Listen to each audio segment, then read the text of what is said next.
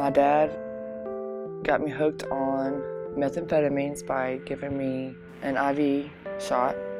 We was at one of his friend's house, and I walked in on him getting high.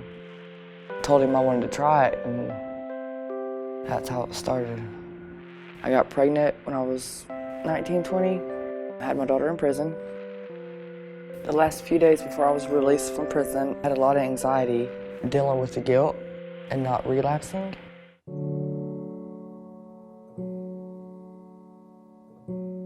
This is Aliea. She's well acquainted with Oklahoma's criminal justice system. During her most recent interaction, she spent 1 year in prison. Walking out of prison, it was amazing.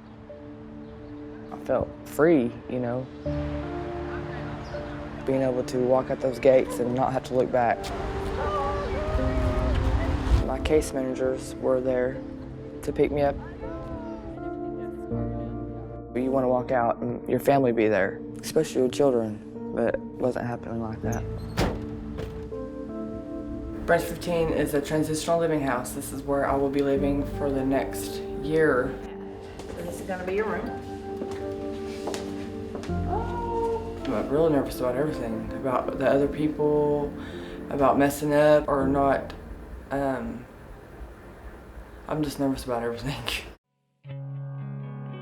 Since childhood, Alia's been entangled in a cycle of drug addiction, unstable family life, and incarceration.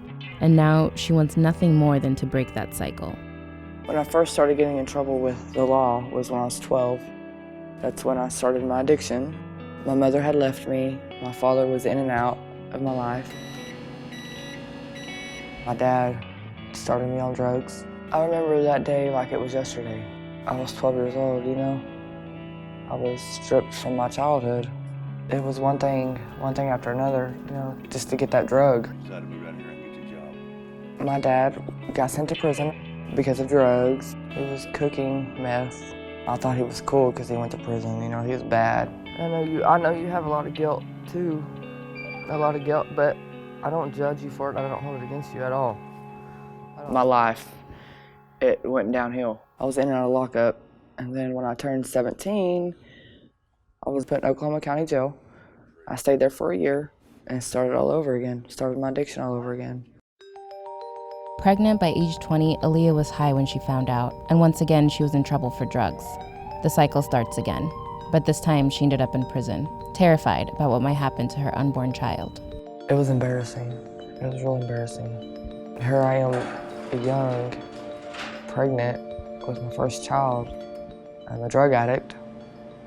They raced me to the hospital. I was there going through a labor for 18 hours. I was shackled to the bed.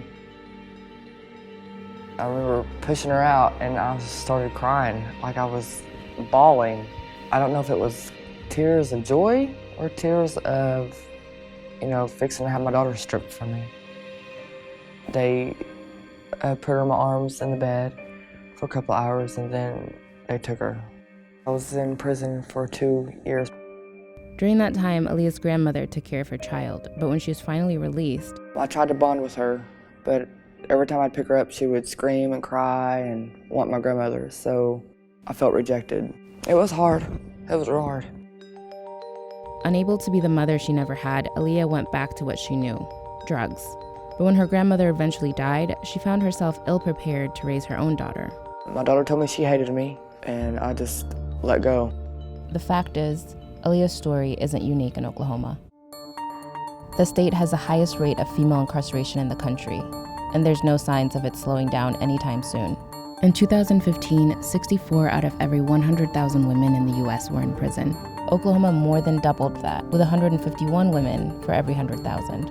Experts point to the state's harsh drug laws and longer prison terms, which are some of the most aggressive in the country. Oklahoma uses prison over alternatives more often than other states, with female incarceration projected to grow by 60% over the next 10 years.